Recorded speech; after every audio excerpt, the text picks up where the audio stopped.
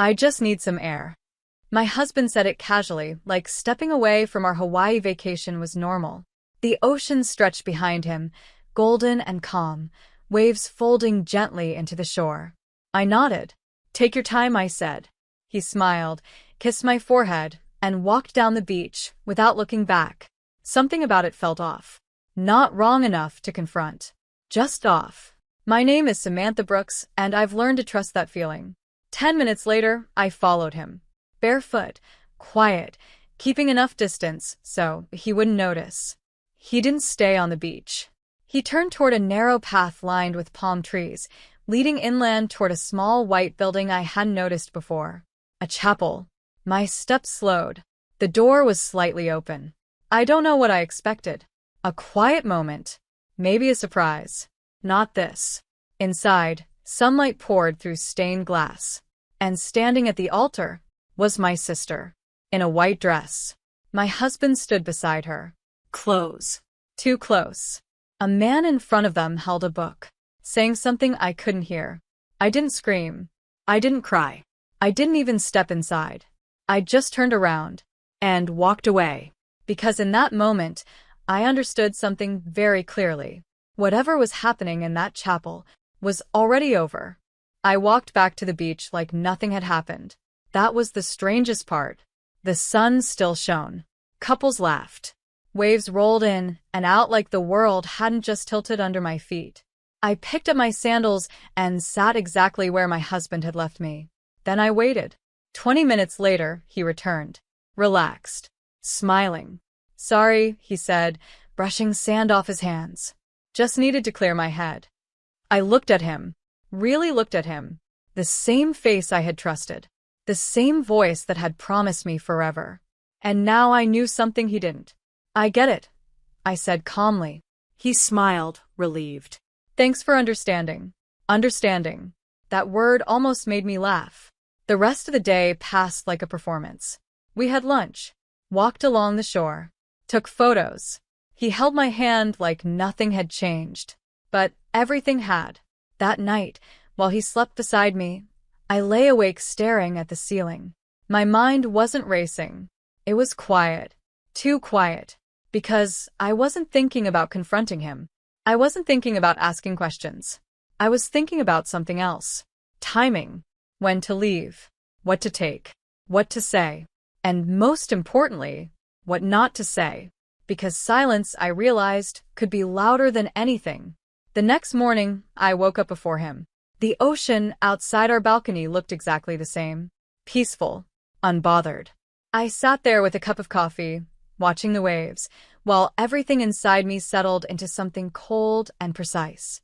No tears. No panic. Just clarity. When he woke up, he stretched and smiled like nothing in the world was wrong. Breakfast? He asked casually. Sure, I said. We ate together. Talked about snorkeling plans. Laughed at something the waiter said. I played my role perfectly. By the time we got back to the room, my decision was already made. I'm going to the spa, I told him, grabbing my bag. Nice, he said. I might take another walk later. Of course you will. I smiled. Enjoy. Instead of the spa, I went straight to the front desk. I need to check out early, I said calmly. The receptionist blinked. Is everything all right? Yes, I replied. Within an hour, I had booked a flight, packed my things, left my wedding ring on the nightstand beside his wallet, and walked out of that hotel room without looking back. I didn't leave a note. I didn't send a message. I didn't give him an explanation, because explanations are for people who deserve closure. And he had already written his ending. A week later, I was standing in my own home, alone, when the doorbell rang. I didn't open the door right away. The doorbell rang again. Longer this time. Then came the knock. Sharp. Urgent. I already knew who it was. A week of silence does something to people, especially to those who expect control. I walked slowly to the door and checked the camera on my phone. My husband stood on the porch. Beside him, my sister. Not in white this time, but close enough. Her expression was tight. His looked strained. They both knew something had gone wrong. I unlocked the door, opened it halfway, and waited. Samantha, my husband started. I raised my hand slightly. Don't, I said calmly. That stopped him. My sister tried next. We need to talk, she said. I looked at her. Really looked. Same face. Same voice.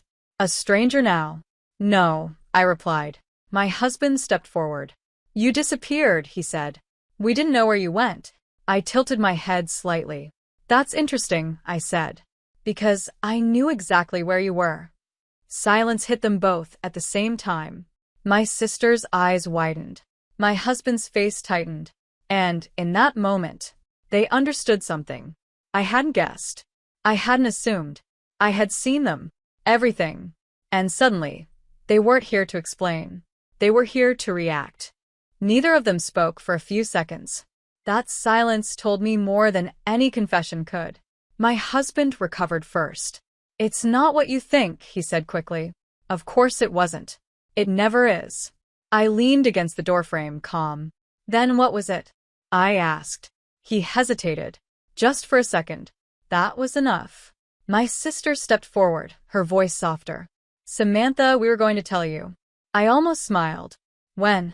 I asked. After the trip? I tilted my head slightly. Or after the ceremony? Her face went pale. My husband shot her a look. Too late. The word had slipped. Ceremony. The truth hung between us now. Undeniable. You are going to marry her, I said calmly. He exhaled sharply. It's complicated. No, I interrupted quietly. It's not. Silence filled the space again. My sister crossed her arms, defensive now. We didn't plan for it to happen like this, she said. Like what? Like betrayal? Like standing in a chapel in another country pretending I didn't exist? I looked at both of them. The two people who had shared holidays, birthdays, and memories with me. And chose each other anyway. You know what the worst part is? I asked softly. Neither of them answered. I stepped back slightly and opened the door wider. I didn't even feel shocked. That confused them, because they expected anger. Instead, I gave them something worse. Indifference. They didn't expect that.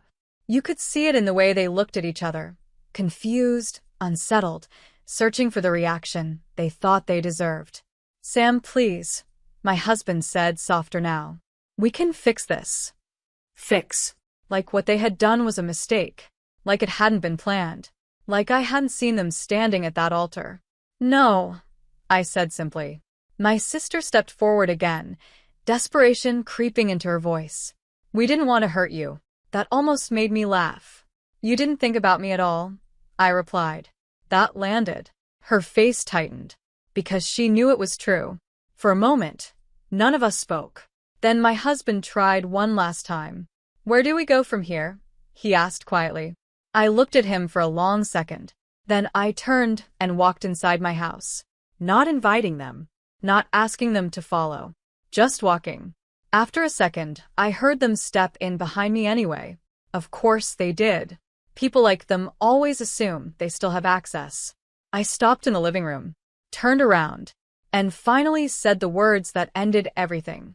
I filed for divorce 3 days ago. The silence that followed was absolute, because suddenly, this wasn't something they could fix. It was something they had already lost. My husband blinked like he hadn't heard me correctly. You what? He said. I filed. I repeated calmly. The words didn't shake. That was the part that broke him. You didn't even talk to me, he said, voice rising. You just decided? Decided. I almost laughed. You made your decision in that chapel, I said quietly. He opened his mouth, then closed it again. Because there was no argument for that. My sister stepped forward, anger replacing her panic. So that's it, she snapped. You're just throwing everything away?